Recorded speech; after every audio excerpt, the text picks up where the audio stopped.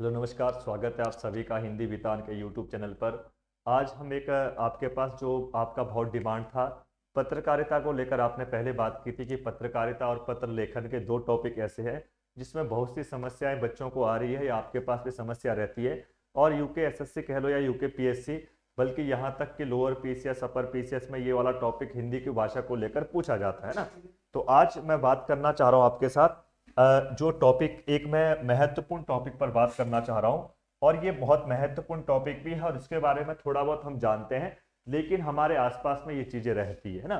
तो आज टॉपिक को पत्रकारिता मैं पहले करवा रहा हूं, उस बाद पत्र लेखन का मैं इसके बाद कर लूंगा जब भी क्लासेस आएगी। लेकिन आज का जो टॉपिक है हमारा, उसको हम जनसंचार आप कह सकते हैं, जनसंचार एवं पत्रकारिता ना, ये दो टॉपिक है। जनसंचार कह लो या इसका नाम पत्रकारिता वाला, दोनों की दोनों आप इसी के साथ देख सकते हैं। अब देखो, इसको पहले अगर हम इस टॉपिक को पढ़ने से पहले मैं आपके पास एक चीज बिल्कुल कह दूं कि जो आपके पास ये नाम दे रखा है, अधिकतर एग्जाम में यहीं से प्रश्न कभी कभी पूछ देता है। और हम होता क्या है कि हम बड़ी बड़ी चीजें तो पढ़ लेते हैं, लेकिन जो छोटी छोटी चीजें रहती है उसको स्किप करके जाते हैं और एग्जाम में अधिकतर वहीं से प्रश्न आ जाते हैं। जैसे परसों अगर आपने देखा हो कनिक सहायक में, वहां पर संधि का विलोम पूछ रखा है, यानी कि हम संधि तो पूरी पढ़ ली लेकिन संधि का विलोम पढ़ा ही नहीं। या कभी कभी समास का विलोम पूछ लेता है, कभी कभी हम वर्णमाला पूरी पढ़ लेते हैं, वर्णमाला किसे कहते हैं या वर्ण किसे कहते हैं छोड़ देते हैं, और वर्ण के बारे में पहले परीक्षा में पूछा गया था पटवारी में। तो आइए शुरुआत करते हैं। जनसंचार की बहुत महत्वपूर्ण टॉपिक है और एक एग्जाम में एक प्रश्न आने की प्रबल संभावना रहती है। अब देखो, अगर हम इस वर्ड की बात करेंगे जनसंचार की, तो ये दो शब्दों से मिलकर बना है, आप लोग जानते हैं। इस पे एक जन लिखा हुआ है और एक इसमें संचार है। अब अगर मैं इन दोनों वर्णों की बात करूंगा कि जन किसे कहा जाएगा, संचार किसे कहा जाएगा, जब तक आप इन दो पॉइंट्स को या इन दो शब्दों को समझने का प्रयास नहीं करेंगे, तब तक आप जनसंचार के बारे में बहुत अधिक नहीं जान सकते। यानी कि अगर मैं कहूं कि इस टॉपिक में लगभग अगर आपने इस अर्थ को समझ लिया, तो कुल मिलाकर जो आप पास एक या दो सवाल आते हैं, या आप ये कह सकते हैं जनसंचार को लेकर जितने भी प्रश्न आपके पास रहते हैं, वहां से लगभग आपका काम पूरा हो जाना चाहिए मेरे हिसाब से। यानी कि अगर मैं बात करूं कि जन किसे कहा जाएगा, तो आप सब जानते हैं जन मतलब लोग, जन मतलब पीपुल, या जन मतलब हम सब, यानी कि जहां पर जनता की बात होगी उसे जन कहा जाएगा। और संचार का मतलब अगर आप कहेंगे तो संचार दो शब्दों से मिला है। अगर इसका विग्रह करेंगे तो सम हलंत करके पीछे चर आ जाएगा। चर यहां पर मूल शब्द है, चर से ही चार बना हुआ है। यानी कि हम कह सकते हैं कि ऐसा संसाधन जहां पर लोग क्या करेंगे, संचार करेंगे। और संचार का मतलब होता क्या है, तो हम कहेंगे संचार सम प्लस चर से मिलकर बना हुआ है, और इस चर का मतलब होता है चलना। क्या मतलब है, चलना। और सम मतलब है उचित या ठीक रूप से। तो आप इसको कह सकते हैं, कुल मिलाकर अगर इस अर्थ को निकालो, यानी कि लोगों द्वारा जब सही प्रकार से, ठीक प्रकार से कोई चीज चलेगी। अब क्या चलेगी, यानी कि आपको ध्यान रखना है। तो हम एक बात इस बात पर यह कह सकते हैं कि जनसंचार किसे कहा जाएगा। तो जनसंचार, दोनों वर्णों को समझने से पहले मैं एक बार आपको संचार समझने का प्रयास कर रहा हूं, उस बाद जनसंचार को दोनों को कंबाइंड रूप से ले रहे होंगे। तो फिलहाल हम बात कर लेते हैं कि इन दोनों का मैंने विग्रह कर लिया है, अब मैं एक एक करके दोनों को ले रहा हूं। जैसे अगर मैं बात करूं कि पहले संचार को ले लेते कि संचार किसे कहा जाएगा, क्योंकि संचार जब तक नहीं समझेंगे तब तक जनसंचार पल्ले नहीं पड़ेगी। अब मैंने कहा जनसंचार अगर ध्यान करेंगे तो आप इसको दो भागों में बांट सकते हैं, एक सम है और एक चर है। अब सम का मतलब उचित है, ठीक है, और चर मतलब आपको मैंने कह लिया चलना। अब इसका मतलब क्या है, चलना है, चलना, या आप चलना का मतलब क्या है, चलना। अब देखो, अब जनसंचार का मतलब क्या होगा कि जब आपके द्वारा क्या किया जाएगा, कोई भी खबर या कोई भी बात जब कहीं पर चलाई जाएगी, या कोई भी बात आपस में एक दूसरे से दूसरे स्थान पर पहुंचाया जाएगा, तो उसे जनसंचार या संचार कहा जा सकता है।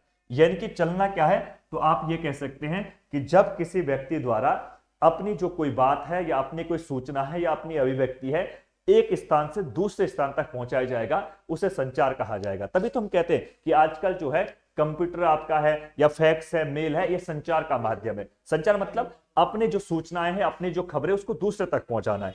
यानी कि अगर मैं कुल मिलाकर कहूं कि ये दोनों का अगर आप अर्थ जानना चाह रहे हैं, अब देखो चर का मतलब था चलना, ये तो धातु है, यानी कि मूल रूप इसमें क्या था, चर था, जिसका मतलब चलना है। अगर मैं इसका शाब्दिक अर्थ कहूं, किसका, जनसंचार का, तो इसका शाब्दिक अर्थ क्या हो जाएगा, तो आप कहेंगे शाब्दिक अर्थ इसका क्या होगा, शाब्दिक अर्थ इसका हो जाएगा कि जब किसी व्यक्ति द्वारा या किसी मनुष्य द्वारा अपने जो विचार है ना, विचार कह लो, या आप कह सकते विचार कह लो, आप खबर कह लो, खबर कह लो, या अपनी सूचना कह लो, आप जो भी कहना चाहते हैं तीनों का एक ही मतलब है, यानी कि किसी व्यक्ति द्वारा अपने विचारों को, अपनी जो खबर उसके पास है, उसके बाद जो इंफॉर्मेशन है, सूचना है, जब उसको किसी दूसरे तक पहुंचाने का जो मीडियम होगा, देखो ये संचार क्या है, ये माध्यम है, ये मीडियम है, यानी कि किसी के माध्यम से पहुंचाया जाएगा तो इसको ही आप क्या कहेंगे, संचार कहेंगे। अब एक बार फिर मैं रिपीट कर ले रहा हूं कि किसी व्यक्ति द्वारा जब अपनी बात को या अपनी खबर को, अपनी सूचना को जिस माध्यम से दूसरे व्यक्ति तक पहुंचाई जाएगी उसे संचार कहा जाएगा, ये इसकी परिभाषा हो जाएगी। अब जिसको परिभाषा लिखनी हो परिभाषा लिख सकता है। परिभाषा आप इसी वे में लिखेंगे, क्या लिखना है, संचार शब्द की उत्पत्ति चर धातु से हो रखी है, चर का मतलब चलना है, और आप सीधा कह जाएंगे कि जब एक स्थान से दूसरे स्थान तक अपनी सूचनाओं को या अपनी खबर को पहुंचाने का जो हमारा माध्यम होता है उसे क्या कहेंगे, उसे संचार कहा जाएगा। आप ऐसे लिख सकते हैं, ठीक है। तो आप सीधे तौर पर ये लिख सकते हैं, ये इसका मतलब हो जाएगा। अब आई की बात कर लेते हैं। अगर हम कहेंगे जनसंचार तब किसे कहेंगे, तो जनसंचार भी वही आपका हो जाएगा कि जनसंचार का मतलब क्या है। तो मैंने कहा जन मतलब लोग, संचार मतलब क्या है, अपनी सूचनाओं को लोगों तक पहुंचाना। लेकिन जनसंचार में एक चीज ध्यान रखेंगे, अब हम ये नहीं कहेंगे कि जनसंचार में क्या है, प्रत्यक्ष रूप से बातें हो रही होगी, बिल्कुल नहीं, अप्रत्यक्ष रूप से। यानी कि हम कह सकते हैं कि जैसे मैं आपसे अभी क्या कम्युनिकेशन कर रहा हूं, या मेरे पास जो इंफॉर्मेशन है या जो मेरे को ज्ञान है या मेरे पास जितने संसाधन है वो मैं आप तक पहुंचा रहा हूं। अब प्रत्यक्ष रूप से तो हो नहीं रही बातें, यानी कि हम तो क्या है, अप्रत्यक्ष रूप से मिल रहे। अप्रत्यक्ष मतलब है जब मैं आपके सामने डायरेक्ट नहीं हूं, उसे अप्रत्यक्ष कहा जाएगा। अगर मैं ऑफलाइन की बात करूंगा तो प्रत्यक्ष माध्यम हम कह सकते हैं।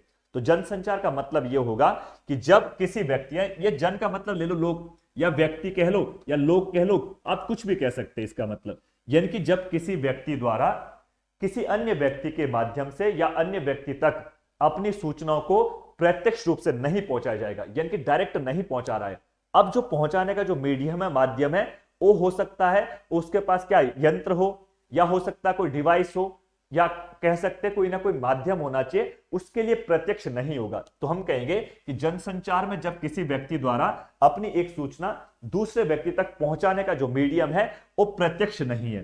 प्रत्यक्ष मतलब आप उसके सामने जाकर नहीं, प्रत्यक्ष नहीं है, बल्कि कैसा है, वो तांत्रिक या यंत्र के माध्यम से या तकनीकी के माध्यम से। यानी कि जो तकनीक का मतलब है, जैसे मैं आपसे यूट्यूब के माध्यम से जुड़ रहा हूं, तो मेरा जो आप तक अपनी सूचना को पहुंचाने का मीडियम हो क्या, यूट्यूब हो गया या फेसबुक हो गया, सोशल मीडिया का प्लेटफॉर्म है ना। तो आपके पास जब किसी यंत्र के द्वारा या किसी तकनीकी के द्वारा, जैसे यंत्र मेरा क्या है, अभी मैं कैमरा, यहां पर यंत्र है, ये डिजिटल बोर्ड मेरा यंत्र है, तो मैं जो अपना बात आप तक पहुंचाने का प्रयास कर रहा हूं उसमें कहीं ना कहीं मैंने टेक्नोलॉजी का प्रयोग कर रखा है, मैं कंप्यूटर का प्रयोग कर रहा हूं, मैं कैमरे का प्रयोग कर रहा हूं। तो तकनीकी माध्यम से, या आपने तांत्रिक मतलब यांत्रिक माध्यम, ना तांत्रिक नहीं बल्कि यांत्रिक। तो जनसंचार के महत्वपूर्ण के लिए क्या है, तकनीकी। जब किसी व्यक्ति द्वारा तकनीकी के माध्यम से या यांत्रिकी माध्यम से, यंत्र के माध्यम से, जब प्रत्यक्ष ना होकर अप्रत्यक्ष रूप से एक दूसरे तक अपनी इंफॉर्मेशन या अपनी सूचनाओं को पहुंचाया जाएगा, उसे जनसंचार कहा जाएगा।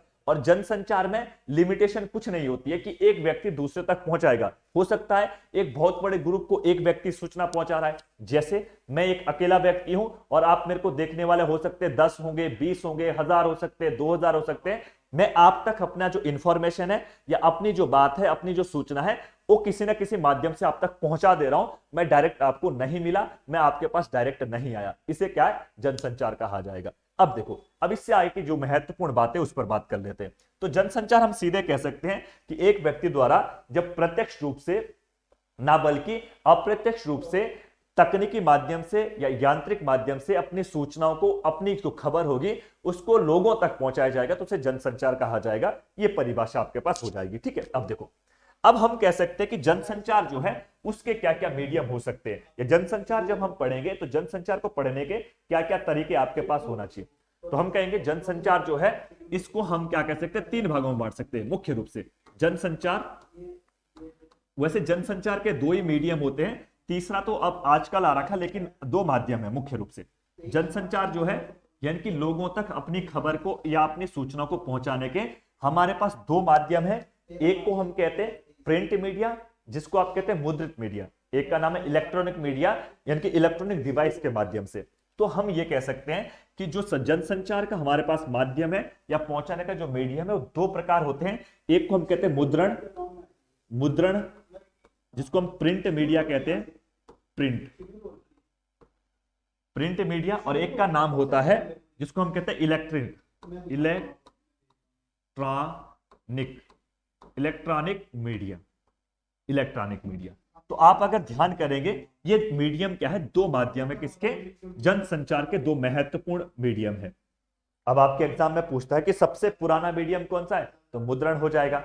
सबसे लेटेस्ट है तो अभी हम क्या कहते हैं, इलेक्ट्रॉनिक मीडिया के अंदर एक सोशल मीडिया आएगा, वो इसी का एक पार्ट है, इसलिए सोशल मीडिया को अलग से नहीं पढ़ना चाहिए। ठीक है, एक बात। अब देखो, अब हम क्या कहेंगे कि अगर आपके पास ये बात पूछेगा कि मुद्रण किसे कहेंगे, तो सबसे पहली बात, मुद्रण को लेकर प्रश्न पूछे जाते हैं कि मुद्रण किसे कहेंगे। अब टंकन जो मुद्रण, वो एक ही बात है। जैसे अगर आप देखेंगे पुराने समय में, जब आप पहले क्या करते थे, बहुत पहले आप लोग क्या है, आप जाएंगे कहीं पर तो प्रिंटिंग के माध्यम से या आपके पास टाइपिंग के माध्यम से कोई खबर पहुंच रही है। इसका मतलब हम कह सकते हैं कि जनसंचार का ऐसा माध्यम, जब कोई व्यक्ति अपनी बात को जब दूसरे व्यक्ति तक पहुंचाने का प्रयास करेगा, तो कहीं ना कहीं उसको लिखकर या मुद्रण टाइप करके या कहीं ना कहीं उसको प्रिंट के माध्यम से आप तक पहुंचा रहा होगा। जैसे हम कहते हैं कि प्रिंट मीडिया मतलब अखबार, आपस पत्र पत्रिका, ये प्रिंट मीडिया का एग्जाम्पल है।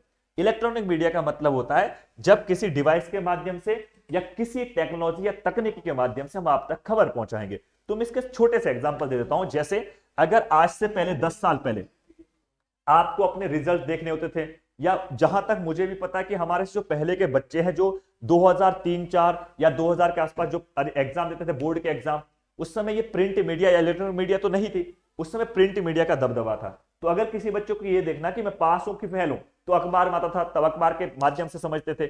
यानी कि उस समय की जो खबर है वो अखबार, उसका क्या एक मीडियम था जिसको हम प्रिंट मीडिया कह सकते हैं, या जिसका नाम क्या था, मुद्रण। यानी कि मुद्रण मतलब टाइप के माध्यम से, या प्रिंट मतलब है कोई आपने कोई लिखित या मुद्रित प्रिंटिंग जैसा भी है, उसका आपके पास टेक्नोलॉजी के माध्यम से कोई इफेक्ट नहीं पड़ता था, बल्कि आपको क्या है, प्रिंटिंग के माध्यम से या कोई ना कोई पेज के माध्यम से या किसी खबर को क्या है, न्यूज़पेपर के माध्यम से आप तक पहुंचाई जाती थी, उसे क्या है, प्रिंट मीडिया कहा जाएगा। लेकिन धीरे धीरे तकनीकी आई, तब ये हमने कहा कि तब बात की जो खबरें है वो हमको कैसे मिला, तब हमको इलेक्ट्रॉनिक माध्यम से मिलना शुरू हो गया। उसमें चाहे आप रेडियो ले लो, चाहे उसमें टेलीविजन ले लो, आज मोबाइल फोन ले लो, कंप्यूटर ले लो, लैपटॉप ले लो, ये सारे संसाधन यहां पर मिल जाएंगे। तो पहली बात, अगर आपको जनसंचार के दो महत्वपूर्ण माध्यम हम कहेंगे, तो एक को प्रिंट मीडिया कहा जाएगा, यानी कि ऐसी मीडिया जिसमें आपको कोई भी चीज जो लिखकर या पढ़कर जो आपके पास संसाधन मिलते हैं, जैसे अखबार, पत्र पत्रिकाएं हो गई, या कहीं पर आपके पास कोई फैक्स हो गया, वो ऐसा माध्यम होगा जहां पर लिखित रूप में आपको चीजें मिल पा रही होगी, उसे प्रिंट मीडिया कहा जाएगा। और जब हम किसी संसाधन के माध्यम से या कोई डिवाइस के माध्यम से या तकनीकी या यांत्रिक जो कोई ना कोई डिवाइस होगा, उसके माध्यम से जब हम तक खबर पहुंचेगी या हम तक सूचना पहुंच रही होगी, उसे इलेक्ट्रॉनिक मीडिया कहा जाएगा। बहुत आसान तरीका है, ठीक है। और इसके एग्जाम्पल एग्जाम में पूछता कि इसके एग्जाम्पल कौन से, तो आप ध्यान रखेंगे समाचार पत्र, आप कह ले ये समाचार पत्र क्या है, प्रिंट मीडिया का सबसे अच्छा एग्जाम्पल है। इसी के अंदर आपकी पत्र पत्रिकाएं आ जाएगा, पत्रिका कह लो या पत्र कह लो। तो इससे पहले कोई भी खबर अगर होती थी तो यही दो माध्यम थे। यानी कि गांधी जी ने जब आंदोलन चलाया था भारत में, तब तो ये रेडियो टीवी का बहुत कम बोलबाला था। तो गांधी जी क्या करते थे, एक पत्रिका छापते थे, या किसी भी व्यक्ति की देखो पहले पत्रिकाएं छपती थी, तो पत्रिकाएं सब जगह बढ़ती थी और पत्रिकाओं में बात कहते थे कि हम ऐसा करेंगे, ये करेंगे, वो करेंगे। और समाचार माध्यम इसी का ही है। अगर पुष्कर सिंह धामी आज कोई योजना निकाल रहे हैं, जहां तक आपके पास रेडियो टीवी नहीं है, वहां तक कैसे पहुंचाया जाए, तो सरकार कभी कभी अपनी पत्रिकाएं निकाल देती है, कभी न्यूज़पेपर के माध्यम से चीजें निकाल देती है। तो इसको हम क्या है, सरकार जो अपनी बात है, अपनी जो सूचना है, वो जनता तक कैसे पहुंचा रही है। अब मुख्यमंत्री तो वहां गए नहीं, तुम्हारे गांव माणा या कहीं पर आप कह लो क्या बोलते धारचूला, मुख्यमंत्री नहीं जाएगा, लेकिन मुख्यमंत्री ने जो बात कही उसको पहुंचाने का मीडियम क्या है, पत्र हो गया, या आपका समाचार पत्र हो गया, या पत्रिकाएं हो गया। तो इसको नाम क्या देंगे, प्रिंट मीडिया कहा जाएगा, लिखित रूप में। लेकिन अगर मुख्यमंत्री धामी को लग रहा है कि वहां पे तो अखबार पहुंचते नहीं, तो अब क्या करूं मैं, तो उन्होंने कहा कि मन की बात मोदी जी के जैसे रेडियो में कोई बात कह लेते तो उन तक पहुंच जाएगी। यानी कि जब किसी के द्वारा अपनी बात को रेडियो के माध्यम से या कभी टीवी के माध्यम से, ऐसी घटनाओं को क्या है, हम कह सकते हैं जो ऐसा डिवाइस होगा, क्योंकि इलेक्ट्रॉनिक है। अगर आप पास रेडियो में सेल नहीं है तो रेडियो नहीं चलेगा, इलेक्ट्रॉनिक है, उसके अंदर क्या आपके पास बहुत सारी तारें होती है, उसको चलाने का एक प्रोसेस होता है, वो आपका है। लेकिन यहां तो कोई दिक्कत नहीं, यहां तो इंक होना चाहिए और पेज होना चाहिए। और टीवी वगैरह देख लो, उसके लिए आपको सिग्नल होना चाहिए, डिश होना चाहिए, टीवी का पूरा ढांचा होना चाहिए, पता नहीं क्या क्या डिवाइस लगे हुए, तो इसको हम क्या है, इलेक्ट्रॉनिक मीडिया कहा जाएगा। ये दोनों प्रश्न पूछता है। लेकिन अगर आपको पूछे कि इनमें से सबसे पुराना कौन सा है, तो ये तो बहुत आसान है, एग्जाम में पहले पूछा गया है कि जनसंचार का सबसे पुराना माध्यम क्या है, तो प्रिंट मीडिया हो जाएगा। यानी कि अगर हम आज से पहले 10 साल पहले कोई भी खबर आपको लेनी थी, तो आपके पास रेडियो, अगर टीवी नहीं था घर में, मोबाइल फोन नहीं था, तो हम अखबार के माध्यम से पढ़ते थे, है ना। या कभी कभी क्या है, कोई महत्वपूर्ण चीजें पढ़नी है तो अखबार में मिलती थी। लेकिन आजकल तो अपना गूगल सर्च किया, अपना फोन को देखा, अभी धामी जी गैरसैंण में कोई सत्र चल रहा है ना, तो उसके बारे में कोई बात अगर हमको पहचाननी है तो क्या रेडियो में दिख जा रहा है, टीवी में मिल रहा है, मोबाइल फोन में दिख जाता है, आपके कंप्यूटर लैपटॉप पर मिल जाएगा। लेकिन 10 साल पहले तो अखबार ही पढ़ना था कि सरकार ने क्या घोषणा करी, सरकार ने अपने क्या बोलते हैं बजट सत्र में क्या क्या आवंटन करा। लेकिन आजकल तो तुरंत उसी समय आ जाते हैं। जैसे आज मैं देख रहा था कि सरकार ने क्या किया है, अपना जो विधायक निधि है ना, विधायक निधि 3.75 करोड़ थी, उसको बढ़ाकर कितना करोड़ कर दिया, 5 करोड़ कर दिया।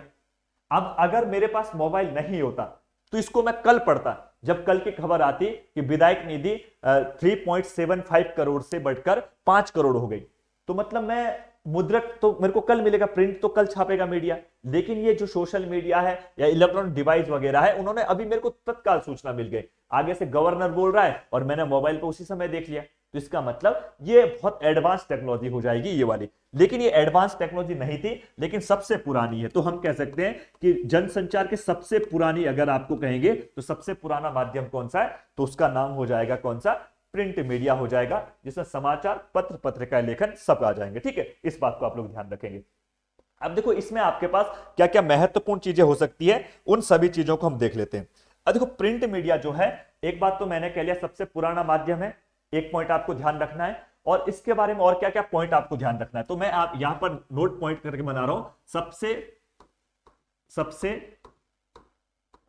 पुराना माध्यम, यानी कि सबसे पुराना माध्यम जनसंचार का कोई है तो उसका नाम क्या है, उसका नाम प्रिंट मीडिया हो जाएगा, जिसको आप मुद्रण मीडिया भी कह सकते हैं, दोनों का एक ही मतलब है ना। दूसरा पॉइंट देखो इसमें क्या हो सकता है महत्वपूर्ण। अब देखो, और एग्जाम्पल मैंने कह लिया समाचार पत्र हो सकते हैं, पत्र पत्रिकाएं यहां पर हो सकती है। अब एक पद आपके पास आता है महत्वपूर्ण पॉइंट कि मुद्रण की सबसे पहले शुरुआत कहां पर हुई थी, यानी कि प्रिंटिंग की अगर हम बात करेंगे, प्रिंटिंग कह लो या मुद्रण कह लो, मुद्रण का मतलब ही छाप कर है, मुद्रण की शुरुआत कहां पर हुई, तो आपको ध्यान रखना है शुरुआत अगर हम बात करेंगे तो इसकी शुरुआत कहां पर हुई है, चाइना में हुई, चीन में हो रखी है। वैसे बहुत महत्वपूर्ण एग्जाम्पल नहीं है, हो सकता है कभी परीक्षा में पूछ लिया जाए कि प्रिंट मीडिया की या मुद्रण जो है उसका सबसे पहले शुरुआत कहां से हो रही थी, तो चाइना से हुई। चाइना में सबसे पहले अखबार छपा होगा, तब और जगहों में छपा होगा, ऐसे आपको ध्यान रखना है। तो मुद्रण या प्रिंट मीडिया का सबसे पहले शुरुआत कहां पर हुई, तो हम कहेंगे मुद्रण की शुरुआत कहां पर होगी, चाइना में या चीन में हो जाएगी, एक बात। दूसरा बात आपको ध्यान रखना है इसके अंदर कि प्रिंटिंग जो प्रेस है, प्रिंटिंग प्रेस, अब प्रिंटिंग प्रेस का मतलब है जो इसकी छपाई है। देखो अखबार की शुरुआत तो कहां पर, चीन में हो गई, लेकिन इसकी कंटिन्यू प्रोसेस, जो इसकी छपाई डेली हो रही है, छपाई के लिए क्या क्या लिंक लगेगा, कैसे कैसे इसका प्रोसेस होना चाहिए, तो प्रिंटिंग प्रेस हम कह सकते हैं। प्रिंटिंग प्रेस का जो आविष्कार है, का आविष्कार कहां पर हुआ, यह पॉइंट आपको ध्यान रखना, आविष्कार। तो इसका आविष्कार सर्वप्रथम हम कहते हैं कि जर्मनी का एक गुटेनबर्ग जगह नाम है ना, जर्मनी का जगह का नाम है गुटेनबर्ग है ना, गुटेनबर्ग में हुआ। अब देखो इन दोनों में क्या डिफरेंस है कि हम ये बात कह सकते हैं कि छपाई की जो मशीन बनती है ना, या आप कह सकते हैं प्रिंटिंग प्रेस के लिए जो मशीन का आविष्कार है वो जर्मनी के गुटेनबर्ग में हुआ, लेकिन जो छापना शुरू किया वो किसने किया, चाइना ने किया। तो मशीन यहां पर बन रही है प्रिंटिंग प्रेस की, और छापेगा कौन इसको, चाइना छापेगा, चीन छापेगा, इस पॉइंट को आप ध्यान रखेंगे। अब हमारे लिए दो चीजें महत्वपूर्ण है, विश्व में सबसे पहले ये हुई, लेकिन अब एग्जाम में क्या होता है, विश्व से तो हमको लेना देना है नहीं, हम तो भारत के निवासी है, भारत मेरा सुंदर भारत है, तो भारत के बारे में इंफॉर्मेशन पता होना चाहिए, क्योंकि आपके एग्जाम में या तो फर्स्ट पूछता है या वर्ल्ड में सबसे पहले कहां पर चीजें हुई, या तो कि भारत में क्या क्या चीजें महत्वपूर्ण रही उसके बारे में पता होना चाहिए। तो आइए शुरुआत करते हैं भारत के परिप्रेक्ष्य में। तो देखो भारत के परिप्रेक्ष्य में क्या क्या महत्वपूर्ण चीजें हो सकती है, मैं उन पॉइंट्स को यहां पर आपको बताने का प्रयास कर रहा हूं। देखो अब भारत में हम बात कर लेते हैं कि भारत में क्या क्या चीजें महत्वपूर्ण है। तो पहला पॉइंट आप यहां पर नोट कर सकते हैं, भारत में जो प्रिंटिंग प्रेस की शुरुआत है ना, भारत में मुद्रण की कह लो या प्रिंटिंग की कह लो, मुद्रण की शुरुआत, यानी कि भारत में मुद्रण की शुरुआत कब और कहां पर हुई होगी, ये पॉइंट आपको ध्यान रखना है। अब देखो, विश्व में तो हमने देखा कि मुद्रण शुरू कहां पर हुआ, चाइना में, और प्रिंटिंग प्रेस कहां पर हुआ, जर्मनी के गुटेनबर्ग में हुआ। लेकिन भारत के परिप्रेक्ष्य में अगर हमको देखना है तो पहला जो प्रिंटिंग प्रेस है उसकी हम बात करेंगे 1556 ईस्वी में हुआ, और ये कहां पर होगा, गोवा में। अब देखो, गोवा आप सब जानते हैं कि 1556 के समय में ये भारत का क्षेत्र तो है, लेकिन हम कहते हैं कि भारत के अधीन कहीं ना कहीं क्या है, पुर्तगाल का अधीन था। आपने पढ़ा होगा, अगर आप इतिहास पढ़ते होंगे, कि पुर्तगालियों के अधीन से 1561 में आसपास में भारत में क्या है, पुर्तगाली लोग हैं, उसी के दबदबा चल रहा है यहां पर सब में। लेकिन बाद में तब 1961 के आसपास ये रिहा हो जाएगा, तब भारत के परिप्रेक्ष्य में वो हिस्ट्री की बात है। लेकिन आपको ध्यान रखना है कि भारत का जो क्षेत्र है गोवा, वहां पर 1556 में सबसे पहले भारत में मुद्रण की शुरुआत हो चुकी थी, प्रिंटिंग की, यानी कि अखबार वगैरह छपने शुरू हो चुके थे। प्रिंटिंग प्रेस कह लो या मुद्रण आप इसे कह सकते हैं ना। नेक्स्ट देखो, अगला पॉइंट आपको ध्यान रखना है।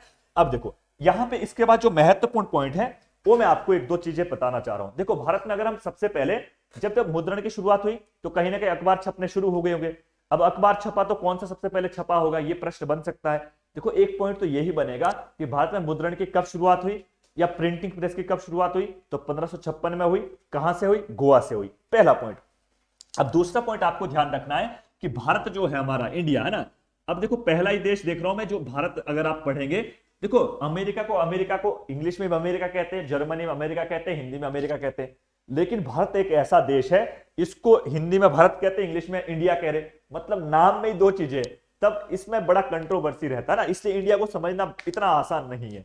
अब देखो, भारत में हम कहेंगे कि भारत में अगर आप बात करेंगे, भारत में प्रथम अखबार है ना, प्रथम अखबार कह लो, प्रथम अखबार की शुरुआत, अखबार, यह प्रश्न बार बार पूछता है, अखबार, यानी कि भारत में प्रथम छपने वाला अखबार कौन सा है, उसका नाम आपको ध्यान रखना चाहिए, और इसका पब्लिकेशन कौन कर रहा है वो आपको ध्यान रखना है।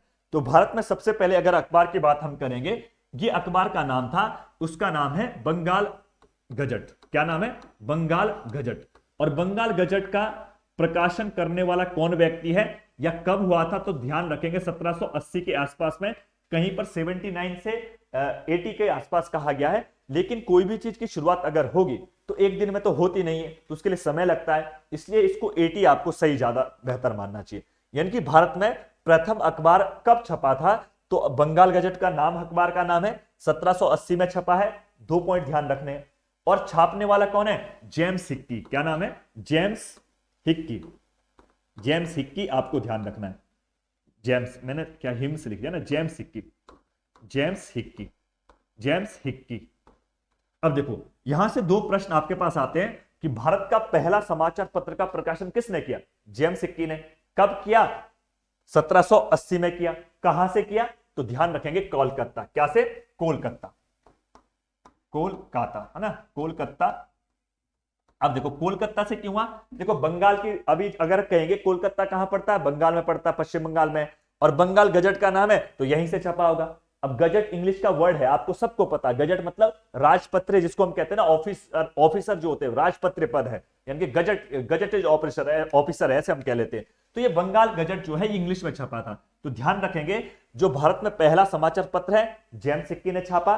कहां से छापा, कोलकाता से छापा, क्योंकि कोलकाता उस समय का अगर आप देखेंगे 1700 या 1800 के आसपास में, उस समय केंद्र बिंदु है किसका, अंग्रेज वहीं पर रह रहे हैं, गोवा में या कोलकाता में। उसका रीजन ये है कि कहीं ना कहीं वहां पर क्या है, समुद्री जहाज जा सकते हैं। अब अंग्रेज नहीं चाहते कि हम भारत के सारे वहां पर जाए, जहां पे घूम के जाना, पैदल जाना है। वहां से क्या है, आने जाने का उस समय संसाधन तो क्या है, नाव वगैरह है या आपके समुद्री जहाज है, तो वहीं पर आते थे। तो सबसे पहले डेवलप अगर कोई हुआ तो बंगाल हुआ है, इसलिए बंगाल के कलकत्ता में छपेगा। और इसकी अगर आपको भाषा पूछेगा तो भाषा का नाम ध्यान रखेंगे, अंग्रेजी में छपा है।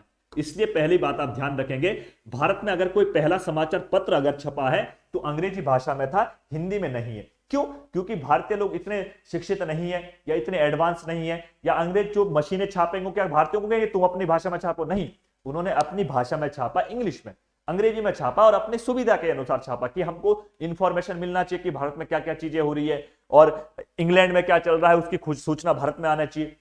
तो बंगाल गजट किस भाषा में छपा, अंग्रेजी भाषा में छपा, और सन आपको ध्यान रखना 1780 में। छापने वाला कौन है, जेम्स हिक्की हो जाएगा, और कहां से छपा, कलकत्ता। ये चार इंफॉर्मेशन ध्यान रखनी है। अब देखो, अब ये तो क्या छपा, अंग्रेजी में। अब आपको ध्यान रखना है कि भारत में अगर हम बात करेंगे, भारत में हिंदी में कौन सा पहला छपा होगा। तो ध्यान रखेंगे भारत में प्रथम जो हिंदी में छपने वाला अखबार है उसका नाम कुछ और हो जाएगा, क्योंकि बंगाल गजट किस में छपा? हिंदी में, सॉरी इंग्लिश में। तो आप एक पॉइंट बनाएंगे, भारत का प्रथम हिंदी समाचार पत्र ना, भारत में प्रथम हिंदी समाचार पत्र, प्रथम हिंदी समाचार पत्र, प्रथम हिंदी समाचार पत्र। अब देखो, अगर हम बात करेंगे पहला, अगर समाचार पत्र की बात करेंगे तो बंगाल गजट हो गया, लेकिन अंग्रेजी भाषा में छपा हुआ है।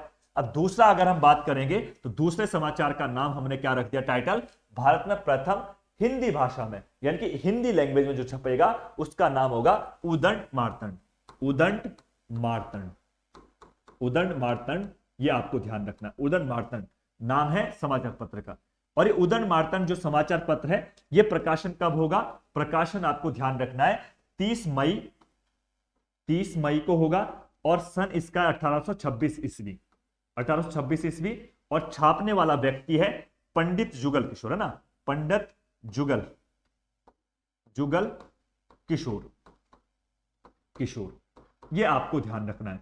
अब देखो, आपके लिए इंफॉर्मेशन जो 4-5 इंफॉर्मेशन महत्वपूर्ण मैं वो यहां पर लिख दे रहा हूं कि भारत में सबसे पहला भारतीय भाषा में कह लीजिएगा, या भारत में प्रथम हिंदी समाचार या हिंदी पत्र आपके पास अगर पूछेगा तो उसका नाम क्या हो जाएगा?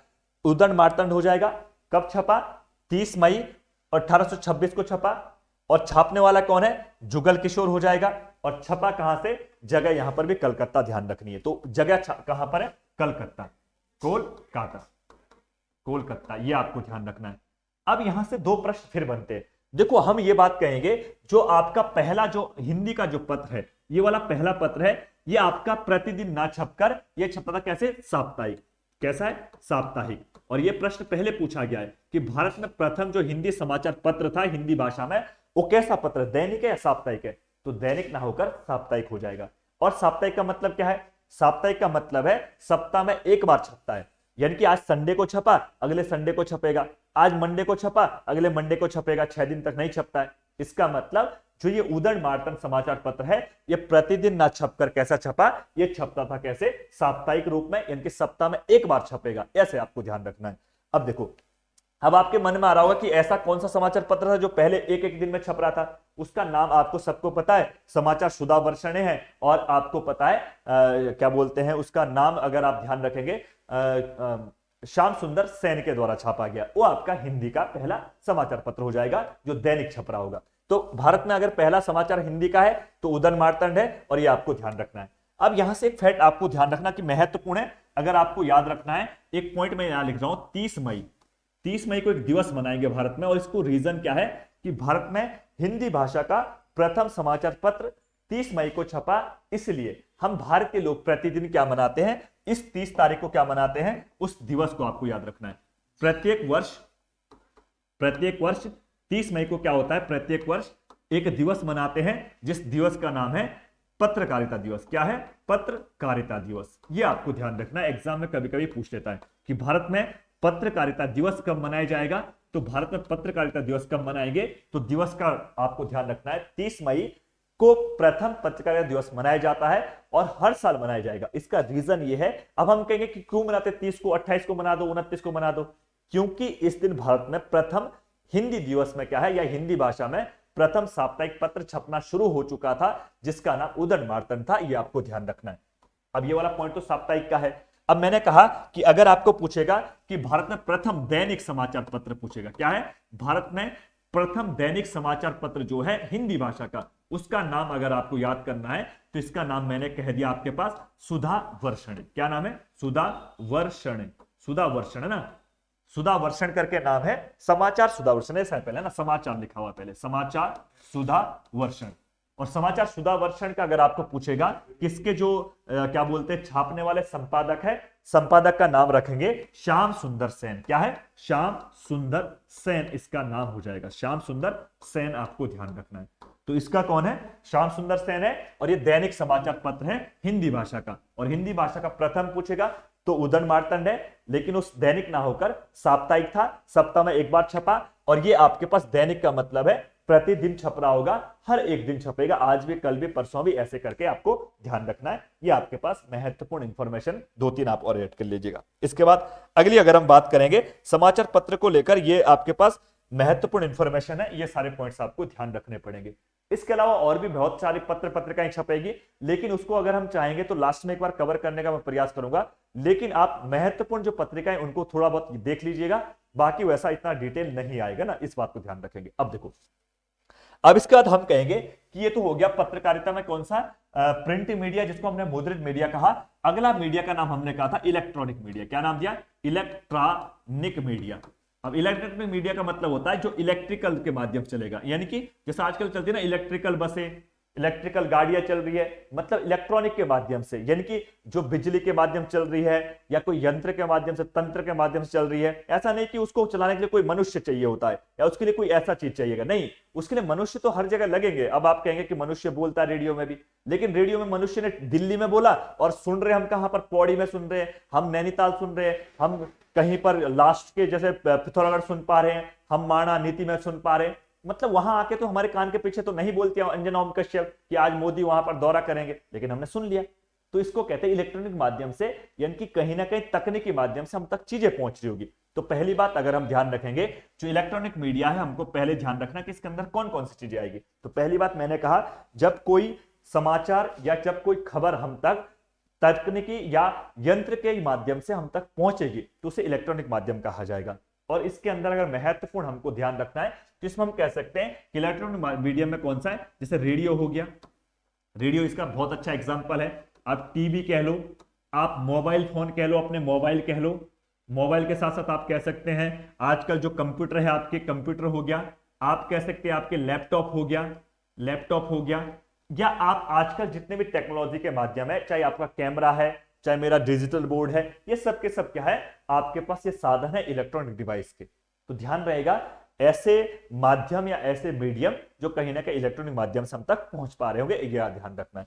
अब देखो, अगर हम बात करेंगे इलेक्ट्रॉनिक मीडिया का, तो सबसे पहला जो एग्जांपल इसमें रेडियो लेना पड़ेगा, और रेडियो को लेकर क्या क्या बातें हैं उसको जरा लिख लेते हैं ना। रेडियो, तो पहला मीडियम इसमें कौन सा है, रेडियो, आपको ध्यान रखना है। अब रेडियो की जब हम बात करेंगे, तो रेडियो को जब हम बात करेंगे तो रेडियो में कौन कौन सी चीजें हैं, तो पहली बात, कुछ महत्वपूर्ण पॉइंट मैं आपको लिख दे रहा हूं। देखो, पहला पॉइंट मैं लिख रहा हूं आपके पास, एक पॉइंट मैं लिख लेता हूं। रेडियो में सबसे पहला पॉइंट आपको लिखना कि रेडियो कैसा है, तो रेडियो एक श्रव्य श्रव्य श्रव्य संसाधन है, संसाधन है, या श्रव्य माध्यम आप कह सकते हैं, मीडियम। अब श्रव्य का मतलब क्या होता है, श्रव्य का मतलब होता है, श्रव्य कह लो या ध्वनि, एक ही बात है ना, श्रव्य कह लो या इसका ही नाम आप ध्वनि भी कह सकते हैं, साउंड के माध्यम से। यानी कि रेडियो को हम ना तो रेडियो हम देख सकते हैं, ना हम उसको क्या है क्या बोलते हैं, छू सकते हैं, पकड़ सकते हैं उसकी बातों को, लेकिन सिर्फ सुन सकते हैं। श्रव्य मतलब होता सुनना, यानी कि ऐसा माध्यम जिसके माध्यम से हम क्या है, सिर्फ हम तक चीजें पहुंचती है, हम सिर्फ उसको सुन सकते हैं, देख नहीं सकते, उसे श्रव्य माध्यम कहा जाएगा। यानी कि जब मोदी जी मन की बात करेंगे तो मन की बात में मोदी जी की आपको बातें कहते हैं, ना तो मोदी जी आपको दिखते हैं, ना मोदी जी का एक्सप्रेशन दिखता है, ना मोदी जी कहां पर थे ऐसे नहीं दिखता है, लेकिन मोदी की जो बात है वो सब आपके कान में पड़ जाती है। इसका मतलब रेडियो सिर्फ हमको कानों तक हमारी ध्वनि को लाता है, हमको सुनाता है चीजों को, बल्कि दिखती नहीं है। तो पहली बात क्या ध्यान रखनी है, ऐसे एग्जाम में पूछता कि रेडियो कैसा साधन है, श्रव्य साधन है। कैसा साधन है, ध्वनियात्मक साधन है। और रेडियो आप दृश्य साधन नहीं कहेंगे, ये बात ध्यान रखना है। तो रेडियो कैसा है, श्रव्य साधन हो जाएगा, पहला बात, ये पहला पॉइंट आपको रेडियो को ध्यान रखना है। और रेडियो के बारे में आपको क्या क्या चीजें ध्यान रखनी है कि विश्व स्तर पर रेडियो का आपके पास क्या जनक कौन होगा, तो जनक का नाम आप याद कर सकते हैं। तो एक पॉइंट बनाएंगे रेडियो के बारे में कि रेडियो का जनक जो है उसका नाम आप सबको पता होगा, जी मार्कोनी। क्या नाम है, जी मार्कोनी नाम हो जाएगा, जी मार्कोनी। और रेडियो की शुरुआत जी मार्कोनी ने किया, या इसके जनक हो जाएंगे जी मार्कोनी। और जी मार्कोनी इसका जो आविष्कार है और कब किया था, तो इसका आविष्कार किया था 1895 ईस्वी में। यानी कि 1895 से पहले कहीं पर भी विश्व में कहीं पर रेडियो नहीं था। सबसे पहले जी मार्कोनी नाम के व्यक्ति ने रेडियो की शुरुआत की, रेडियो का क्या है जनक माना जाता है इनको, और इन्होंने क्या है इसका आविष्कार किया। और आविष्कार करने का जो डेट है वो कब है, 1895 ईस्वी, आपको याद रखना चाहिए। ठीक हो गया। अब अगली बात देखो, नेक्स्ट बात हम कहेंगे कि अगर हम विश्व की बात कर रहे हैं तो विश्व के साथ साथ भारत में भी देखना पड़ेगा कि विश्व में तो ठीक है कर लिया जब जिसने किया, लेकिन भारत में ऐसा कौन सा व्यक्ति है जिसने भारत में क्या किया था, रेडियो की शुरुआत की होगी, वो कौन व्यक्ति है। तो हम ध्यान रखेंगे कि विश्व में भारत में जो है या इंडिया में जो है, सबसे पहले अगर हम बात करेंगे रेडियो का जो प्रारंभ है भारत में ना, रेडियो का प्रारंभ भारत में ना, प्रारंभ भारत में, यानी कि इंडिया, यानी कि जो हमारा प्यारा भारत है, इसमें भी तो रेडियो की कभी ना कभी शुरुआत हुई होगी। ऐसा तो नहीं है कि अगर मन की बात में रेडियो में मोदी जी को सुन रहे तो आज ही सुन रहे, जैसे आजकल बन रखा ट्रेंड, अगर मोदी नहीं होता तो ये नहीं होता। अब मोदी जब नहीं था तब रेडियो भी आया, तब टीवी भी आया, तब ट्रेन भी आया, तब मेट्रो भी आई, है ना, वो तब जहाज भी थे भारत में, उस समय परमाणु हथियार भी थे। मोदी तो अभी आ रखा 5 साल या 10 साल हो रखे, तो इसका मतलब मोदी से पहले भी संसाधन थे भारत में, इसका क्या मतलब है ना। तो आप ध्यान रखेंगे कि रेडियो की जो शुरुआत है भारत में, उसका अगर सन आपको ध्यान पूछेगा तो प्रारंभ जो है वो आपको ध्यान रखना है 1923 ईस्वी में। और बॉम्बे आप कह सकते हैं, जो आज का मुंबई है ना, बोले तो मुंबई वो वाला ना, तो मुंबई जो है ये उस समय से प्रसिद्ध है, किसके लिए, सिनेमा के लिए। उसी समय से बॉलीवुड के लोग यहां पर रह रहे। और देखो आज अगर अमिताभ बच्चन है तो अमिताभ बच्चन से पहले भी कोई ना कोई हीरो रहे होंगे ना। तो हम ध्यान रखेंगे रेडियो की शुरुआत भारत में 1923 ईस्वी में बॉम्बे में हुई, महाराष्ट्र में हुई। ये आपको एक पॉइंट ध्यान रखना है। अगला पॉइंट अगर आपको ध्यान रखना है, अब देखो अगला आपके लिए जो महत्वपूर्ण पॉइंट है, भारत में अगर पहला रेडियो स्टेशन आपको पूछेगा, क्या है भारत में प्रथम रेडियो स्टेशन। देखो अगर भारत में अगर शुरुआत कर रहे हैं कि रेडियो तो शुरू हो गया, लेकिन रेडियो के लिए या रेडियो चलाने के लिए एक स्टेशन की जरूरत थी। स्टेशन जैसे आप कहते हैं ना रेलवे स्टेशन, जहां पर रेल मिलती है, यानी कि बस स्टैंड जहां पर बसें होती है। तो कहा कि रेडियो को कैसे सुव्यवस्थित या सही तरीके से कैसे प्रेजेंट किया जाए। बहुत सी प्रॉब्लम आती है, टेक्नोलॉजी होनी चाहिए, उसके लिए क्या क्या आपके पास उपग्रह में क्या क्या चीजें जानी चाहिए। तो ये टेक्नोलॉजी को मैनेज करने के लिए एक स्टेशन बनाया गया कि जहां से सब चीज मैनेज होगी। तो भारत में प्रथम अगर रेडियो स्टेशन की बात की जाएगी तो पहला रेडियो स्टेशन आपको ध्यान रखना है ये 1927 में बॉम्बे में होगा ना, 1927, क्योंकि 23 में जब शुरुआत हुई तो इसकी जो शुरुआत है स्टेशन भी कहां पर होगा, बॉम्बे होगा। जो आज आप मुंबई कहते हैं ना, वही उस समय का बॉम्बे है नाम है। ये बाद में मुंबई बनेगा। कहते हैं कि बाल ठाकरे के जो क्या बोलते हैं प्रयासों से इसका नाम बदलकर बॉम्बे से मुंबई किया गया। और आपने एक बहुत प्रसिद्ध नारा भी सुना होगा कि लुंगी उठाओ पुंगी बजाओ, कि बाहर के लोग जो है उनको सबको भगा दो, ऐसा उनका मूवमेंट चला था। तो इसी समय की दौर की बात है। बॉम्बे इसका नाम था पहले, आज मुंबई हो चुका है, उससे कोई मतलब नहीं है। मुंबई बॉम्बे में कोई फर्क है नहीं। इसलिए देखो बुजुर्ग लोग जो होते हैं ना हमारे घर में, वो कहते हैं किसका मैच आज, वो मुंबई इंडियन तो कभी कहते नहीं होते बॉम्बे का मैच हो रहा है। मेरे दादाजी कहते हैं कि बॉम्बे का मैच कब है। उनको नहीं पता कि मुंबई, क्योंकि उनके जमान में मुंबई कम आता है, क्योंकि उन्होंने वही चीज पढ़ा, वही चीज देखा है। अब देखो अगली बात हम ये कह सकते हैं कि जो ये भारत में क्या है, रेडियो स्टेशन की शुरुआत तो 27 में हो गई, लेकिन यहां से एक पॉइंट और आपको ध्यान रखना है। क्या पॉइंट ध्यान रखना है, जो 27 के बाद एक डेट होगी 1930। ये महत्वपूर्ण, जितनी मैं डेटें लिखा रहा हूं बेटा, ये इतनी इंपॉर्टेंट एग्जाम में यहीं से प्रश्न आता है। अब देखो रेडियो स्टेशन जो था इसकी शुरुआत तो हो गई, लेकिन 1930 में क्या हुआ, इस रेडियो स्टेशन से अब क्या होगा, भारत में रेडियो का एकीकरण होगा। क्या होगा, राष्ट्रीयकरण कह लो या एकीकरण, रेडियो का राष्ट्रीयकरण। क्या होगा, राष्ट्रीयकरण हो जाएगा, राष्ट्रीयकरण। भारत में रेडियो का राष्ट्रीयकरण हो जाएगा, यह बात आपको ध्यान रखना है। ठीक है, राष्ट्रीय यौ नहीं आना चाहिए, क्योंकि करण जब बाद में जुड़ेगा तो यौ नहीं आता ना, राष्ट्रीयकरण। हाँ, ये ध्यान रखेंगे। यानी कि भारत में सबसे पहले 1923 में बॉम्बे में रेडियो की स्थापना होगी, और जब 23 में स्थापना हुई उसके बाद उस रेडियो को सुव्यवस्थित चलाने के लिए 1927 में प्रथम क्या हुआ, रेडियो स्टेशन की शुरुआत हुई बॉम्बे में। और 1930 में इसका राष्ट्रीयकरण हुआ। राष्ट्रीयकरण का मतलब होता है पूरे भारत में कहीं ना कहीं क्या है, रेडियो के कहीं ना कहीं स्टेशन खोलकर उसको सही से मैनेज किया जाए, पूरे भारत में उसका क्या है, संचार प्रचार वगैरह सब किया जाएगा। तो 1930 में क्या हुआ, रेडियो का राष्ट्रीयकरण किया गया, ये आपको ध्यान रखना है। ठीक है, तो क्या करना है, राष्ट्रीयकरण हो जाएगा कब, 1930 में। और जब 1930 में इसका राष्ट्रीयकरण होगा तब इसका नाम क्या रखा जाएगा, इसी का नाम, किसका, जो ये आपका रेडियो स्टेशन है इसका नाम बदलकर 1930 में एक नाम रखा जाएगा, और उसका नाम आपको ध्यान रखना है भारतीय प्रसारण कुछ करके ना, भारतीय प्रसारण सेवा। हाँ, भारतीय, इसका नाम तब हो जाएगा 1930 में भारतीय प्रसारण, हाँ, भारतीय प्रसारण सेवा के नाम से। तो आपको ध्यान रखना ये दोनों पॉइंट पहले पूछे गए कि भारत में रेडियो स्टेशन की शुरुआत कब हुई, 1927 में, इसका राष्ट्रीयकरण कब हुआ, 1930 में, और जब राष्ट्रीयकरण हुआ तब 1930 में इसका नाम बदलकर क्या रखा गया, स्टेशन से लेकर तब इसका भारतीय प्रसारण सेवा इसका नाम रखा गया, ये ध्यान रखना है। अब होगा क्या, एक डेट फिर आपके पास आएगी कि क्या होगा, जो ये 1930 की डेट है, 1930 में तो क्या हुआ, इसका नाम हुआ था भारतीय प्रसारण सेवा।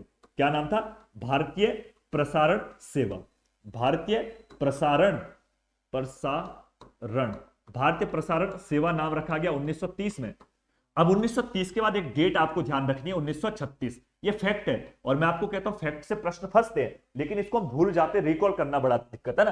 तो 1936 में इसका नाम बदलकर क्या रख दिया, भारतीय प्रसारण सेवा का नाम रखा जाएगा ऑल इंडिया रेडियो ना, ऑल इंडिया रेडियो, हाँ ऑल इंडिया रेडियो। क्या रखेंगे, ऑल इंडिया रेडियो रखा जाएगा। यानी कि भारतीय प्रसारण सेवा का नाम बदलकर ऑल इंडिया रेडियो कब रखा गया था, तो 1936 है। और 1930 में क्या नाम रखा, भारतीय प्रसारण सेवा। और 1927 में क्या नाम रखा, और रेडियो स्टेशन रखा गया। ये तीनों पॉइंट ध्यान रखने। अब ये पॉइंट आपको याद होगा, हम ये पढ़ते थे कि ऑल इंडिया रेडियो के एफएम केंद्र वहां से बोल रहे हैं, ऑल इंडिया के इस केंद्र से बोल रहे हैं, ऐसे कहते थे। लेकिन हुआ क्या, एक नाम फिर इसका बदलेगा 1957 में, एक नाम हो जाएगा। आप सबने पढ़ा है कि सुमित्रानंद पंत के प्रयासों से जब ये क्या थे, ऑल इंडिया रेडियो से जुड़े थे, तो 57 में ये क्या है, वहां से छोड़ देंगे, मूव कर जाएंगे।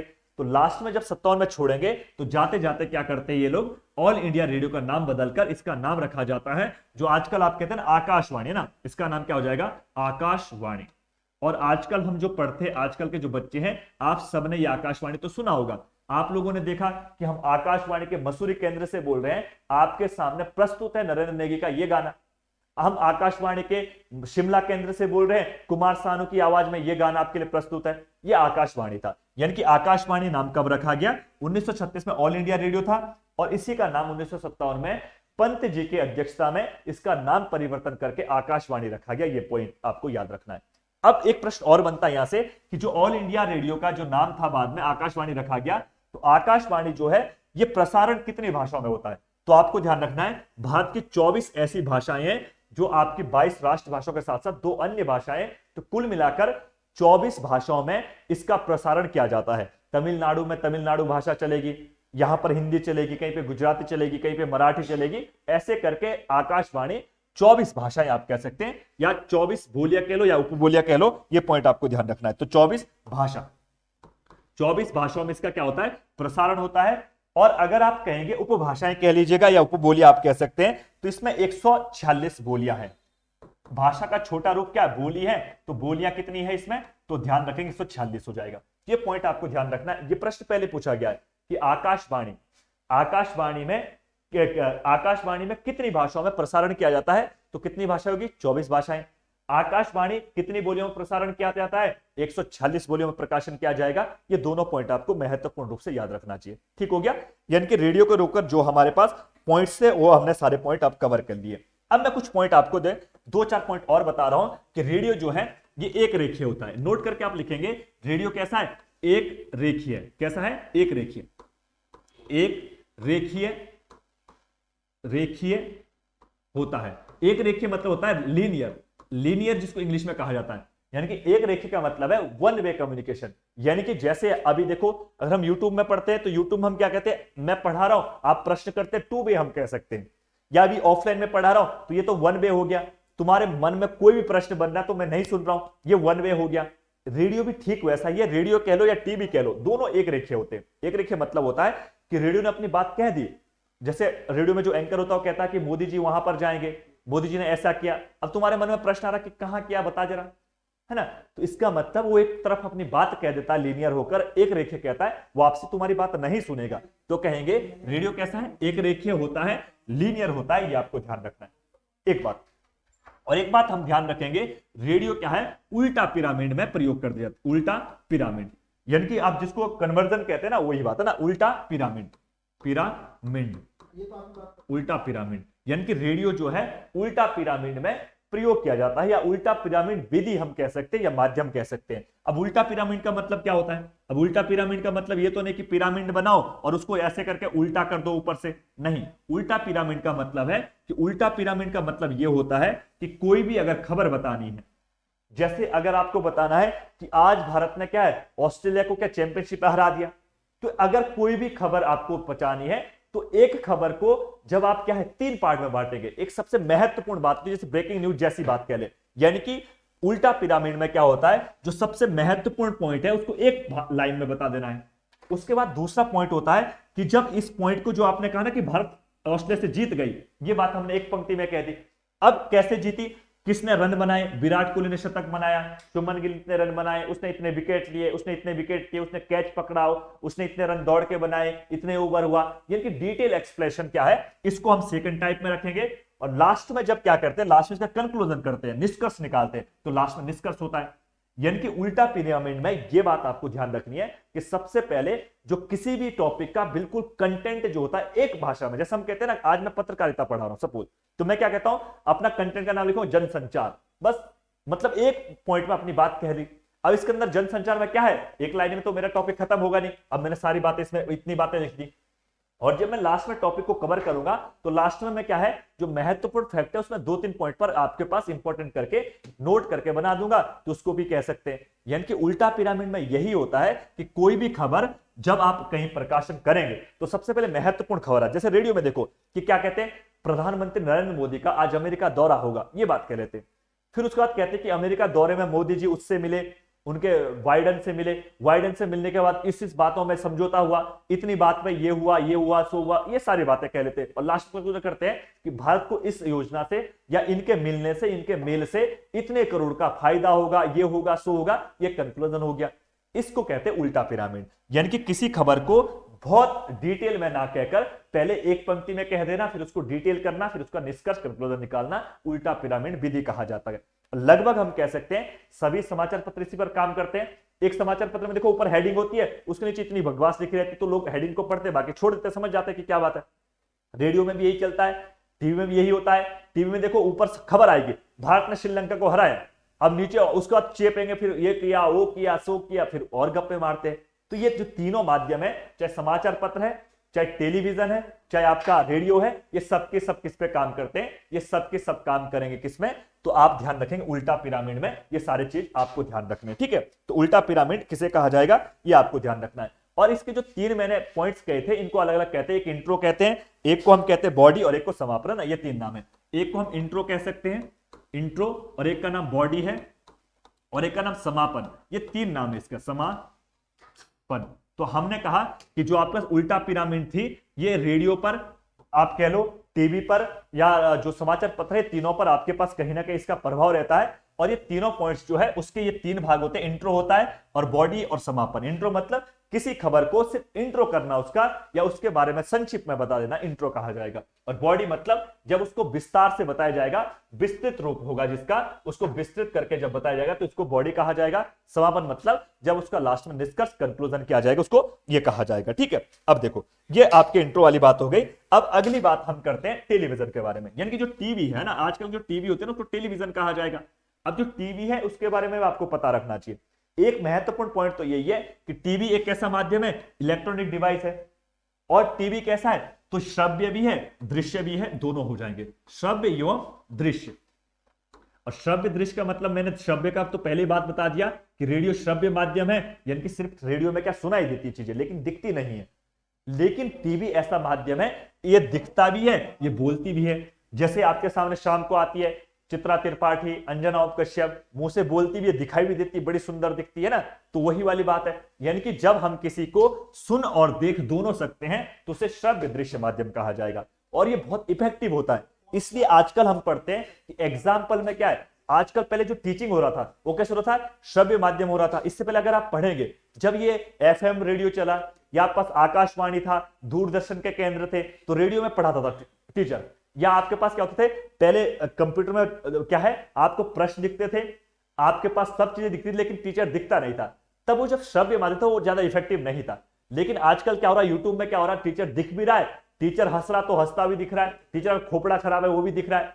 तब वो ज्यादा क्या है, ज्यादा आपके पास कम्युनिकेशन का एक अच्छा स्किल है, इसलिए टीवी ज्यादा एडवांस है। तो हम ये कहते हैं कि जो खबर अगर आप रेडियो में सुनेंगे उसमें उतना मजा नहीं है जितना मजा किसमें, जितना मजा टीवी में। टीवी में धोनी दिखता भी है, धोनी छक्का मारते भी दिख रहा है, और धोनी के एक्सप्रेशन क्या थे वो भी दिख गए, तब मजा आ रहा है। इसका मतलब टीवी जो है वो रेडियो से ज्यादा इफेक्टिव माध्यम था, इसलिए आजकल धीरे धीरे रेडियो समाप्त होकर अब टीवी का बोलबाला ज्यादा है।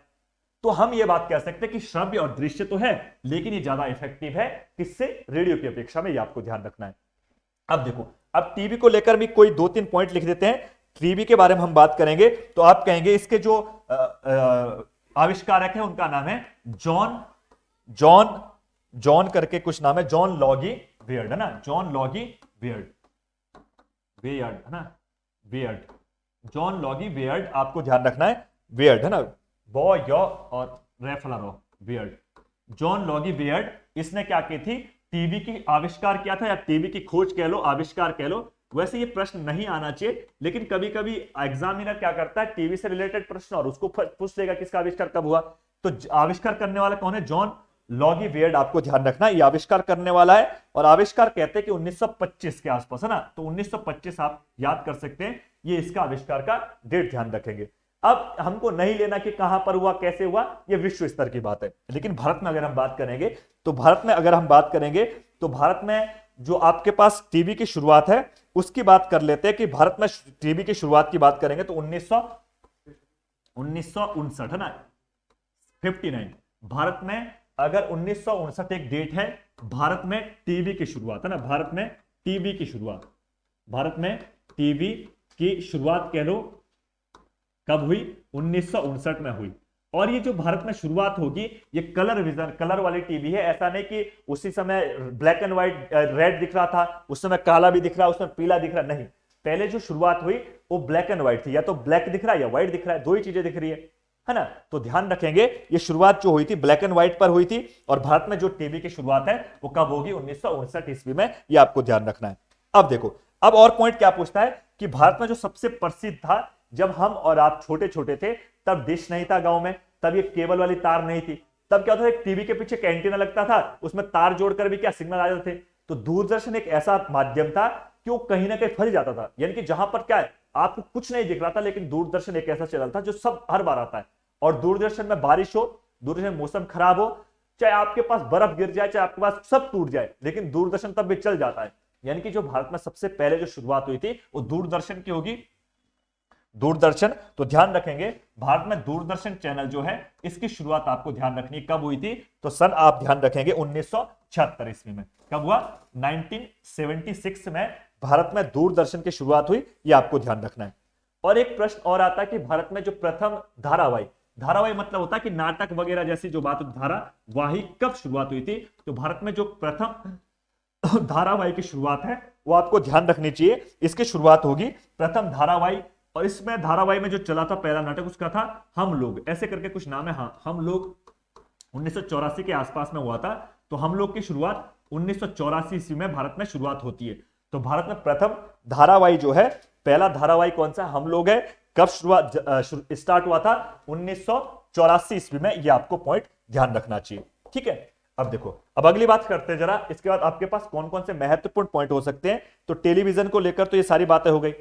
अब टीवी में जब हम खबरों को देखते हैं तो उसके अलग अलग चरण होते हैं, यानी कि टीवी में जब हम क्या खबर देखेंगे तो खबर ऐसे तो यानी कि सीधे हमको एक ही बार आ जाती है, यानी कि टेलीविजन में या टीवी में जब खबरें चलेगी ना, तो उस खबर को जब हम पढ़ेंगे या देखेंगे, तो टीवी में जो आप सीधे तौर पर कह सकते हैं, टीवी में खबर या सूचना या समाचार के चरण, यानी कि टीवी में जब हम कोई भी समाचार पत्र पढ़ें, समाचार देखेंगे या कोई खबर सुनेंगे या देखेंगे, तो उसका अलग अलग क्या होता है, उसको कैसे कैसे प्रसारित किया जाता है, या उसको देखने का क्या क्या प्रारूप है, कैसे कैसे हमको क्या है, जो एंकर होता है कैसे कैसे हम तक बातें पहुंचाता है, उसको लेकर क्या क्या स्टेप रहते हैं उनके, या इसको कह सकते हैं टीवी में खबर प्रकाशित होते बार के लिए क्या क्या हम क्या है, किन किन वर्णों का यूज कर सकते हैं, या कौन कौन से ऐसी क्या बोलते हैं, आप कह सकते हैं उनके प्रश्नावली जैसी बात कह लो कि कौन कौन से ऐसे वर्ड है जिनको हमको समझना चाहिए, और उसमें क्या क्या नाम होते हैं, एंकर होता है, डाई एंकर होता है, ये होता है, सो होता है, फलाना होता है, ये सारे नाम ध्यान रखने। तो पहला पॉइंट अगर आपको कहा जाए तो सबसे पहला बात कहते हैं हम breaking news, breaking news, breaking news है ना, breaking news, breaking news, breaking news कहा जाएगा। अब ब्रेकिंग न्यूज जो है इसको हम क्या कहते हैं, इसको फ्लैश न्यूज भी कहा जाता है। और ब्रेकिंग न्यूज का मतलब क्या होता है, एक ऐसी न्यूज जो बहुत महत्वपूर्ण न्यूज है, जिसके अलावा कोई महत्वपूर्ण है ही नहीं। यानी कि जैसे अगर आप बात करो कि कहीं पर क्या हुआ, जैसे अभी तक रिसेंट में एक हादसा हुआ, कौन सा, ऋषभ पंत वाला, उसको समझने का प्रयास करो। मैं ब्रेकिंग न्यूज, और मैं सारे पॉइंट लिख देता हूं। ब्रेकिंग न्यूज, एक को हम कहते हैं डाई एंकरिंग, ड्राई एंकरिंग कहते हैं, मैं तीनों को एक ही न्यूज से समझाने का प्रयास कर रहा हूं, ड्राई एंकरिंग। और एक तीसरा आप कहते हैं फोन इन कहते हैं, फोन इन कह लो, फोन इन कह लो। और एक चौथा नाम आप कह सकते हैं anchor visual, anchor visual, visual. अब देखो, अब अगर आप इन चारों पॉइंट को एक खबर से समझने का प्रयास करेंगे तो मैं आपको एक खबर बता रहा हूं, उस खबर को जरा समझो। खबर का नाम है, अगर जैसे सपोज करो आपने क्या किया, एक मैंने कहा कि ऋषभ पंत का एक्सीडेंट हो गया, इससे पहले हुआ, उस खबर से ले लेते हैं ना ऋषभ पंत वाली बात। तो पंत की क्या हुई, एक्सीडेंट हुआ। अब जब पंत का एक्सीडेंट हुआ रात के समय में, वहां पर तो कोई नहीं था, ना वहां पर अंजना ओम कश्यप थी, ना वहां चित्रा त्रिपाठी थी, ना वहां पर और सुधीर चौधरी था, ना वहां पर कोई और एक्टर थे, ना आपका क्या बोलते हैं जैसे आजकल देखो ना रजत शर्मा था, ना वहां पर क्या है जैसे जो भी बड़े बड़े एंकर है वो वहां पर नहीं थे। तो जब इसका एक्सीडेंट हुआ होगा तो उस समय क्या हुआ, आपके पास एक खबर पहुंच गई सब स्टूडियो में कि ऋषभ पंत का एक्सीडेंट हो गया। अब उनके पास ना तो फोटो खींचने वाला वहां पर कोई गया, ना वहां पर कोई खबर हुई, अब सिर्फ उनको न्यूज मिल गई। यानी कि जब ऐसी खबर जो बहुत बड़ी खबर होती है, जब तक उसका कोई आपके पास सोर्सेज नहीं है, सिर्फ आपको इतना पता चल गया कि वहां पर एक्सीडेंट हो गया ऋषभ पंत का, बाकी ना तो आपके पास वहां के विजुअल है, ना आपके पास वहां पर कोई बात करने वाला व्यक्ति है, सिर्फ खबर मिल चुकी है। तो हम कहते हैं ऐसी न्यूज को कहते हैं ब्रेकिंग न्यूज। यानी कि जब कोई न्यूज बहुत महत्वपूर्ण न्यूज हो जिसको बताना बहुत जरूरी है, और उस समय उसको न्यूज को लेकर आपके पास बहुत सारे तथ्य नहीं है, ना आपके पास बहुत सारे सोर्सेज है वहां तक पहुंचने के, लेकिन आपको किसी सूचना से पता चल चुका कि ऐसी बात हुई है, तो एंकर क्या करता है, एक बार उसको क्रॉस चेक करके अपनी ब्रेकिंग न्यूज बना देता है। ब्रेकिंग न्यूज ऐसे नहीं कि पता चला ऋषभ पंत तो अपने घर में सो रहा है, तुमने बोल दिया एक्सीडेंट हो गया, तब वो भी गलत चीज है। वो क्या है, क्रॉस चेक करके तब ऐसी खबर को क्या कहते हैं, प्रसारित कर देते हैं। तो उस समय होता क्या है कि अगर वहां पर कोई बड़ी डिबेट चल रही है या उस समय कोई बहुत बड़ा काम भी हो रहा है, लेकिन ब्रेकिंग न्यूज के बीच में रोक देते हो एंकर, चुप रहिए अभी ब्रेकिंग न्यूज का खबर हो रहा है। तो ब्रेकिंग न्यूज क्या होती है, एक बड़ी खबर जिसको महत्वपूर्ण रूप से चलाई जाएगी उसे ब्रेकिंग न्यूज कहा जाएगा। लेकिन इस ब्रेकिंग न्यूज में अभी क्या बोलते हैं, खबर की प्रामाणिकता हो चुकी है, लेकिन ना तो यहाँ के ऑडियो आपके पास है, ना वीडियो है, ना विजुअल है, कुछ नहीं है, लेकिन आपके पास एक सूचना आ चुकी है कि ऐसा ऐसा हादसा हो चुका है। ठीक है, तो पंत जब एक्सीडेंट हुआ होगा तो उस समय सिर्फ जो माध्यम पता चला कि एक्सीडेंट हुआ, लेकिन अभी तक कोई अवशेष नहीं मिले कि कैसे एक्सीडेंट हुआ, कौन उस समय वहां था, कैसे गाड़ी टकराई, इसका भी कोई पता नहीं है। तो उसको कहते हैं ब्रेकिंग न्यूज। और दूसरा का नाम है डाई एंकरिंग। अब डाई एंकरिंग का मतलब क्या होता है कि वहां पर क्या है, जब हमारे पास क्या है, कोई हम खबर चला रहे हैं और हम खबर चला रहे हैं, हमारे उसके पास ना ऑडियो विजुअल है, ना हमारे पास कोई वीडियो बनी है, लेकिन हमको पता चला कि कहीं ना कहीं वहां पर हादसा हो चुका है, ये प्रामाणिकता है, सत्य बात है, लेकिन उसका भी आपके पास विजुअल नहीं है। तो एंकर क्या आगे आएगा और बोलना शुरू करेगा कि रुड़की के पास ऋषभ पंत की कार दुर्घटना में क्या है, आपके पास एक्सीडेंट हो चुका है, अभी वो ठीक ठाक है, लेकिन ना तो ऋषभ पंत दिख रहा है, ना उसकी कार दिख रही है, ठीक है कि नहीं है यह हमको कोई खबर नहीं है। उसको कहते हैं डाई एंकरिंग। यानी कि एंकर द्वारा जब कोई प्रमाणिक खबर को सत्यता के साथ क्या है आपके साथ पहुंचाने का प्रयास किया जाएगा, उसे डाई एंकरिंग कहा जाएगा।